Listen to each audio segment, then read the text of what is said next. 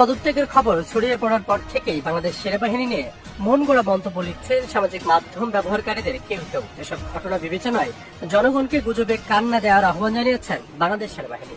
শুক্রবার দুপুরে verified Facebook পেজে সচেতনতামূলক বিজ্ঞপ্তি দিয়ে লেখা এক পোস্টে আহ্বান জানানো হয়।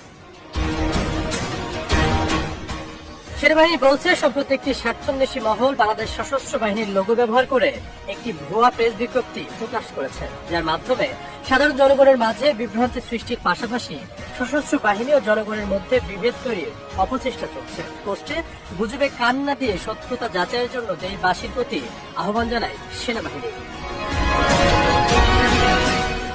এর আগে গত 21 মে ঢাকা সেনানিবাসের সেনা প্রাঙ্গণে অফিসার্স অ্যাড্রেস অনুষ্ঠানে সেনা কর্মকর্তাদের সঙ্গে বাহিনীর প্রধান ওয়াকারুজ্জামানের মানবিক করিডোর বন্দর ও সংস্কারের মতো বিষয় নিয়ে আলোচনার খবর দেশ বিদেশের গণমাধ্যমে প্রকাশিত হয়। রাজনৈতিক অস্থিরতার মধ্যে সেনা প্রধানের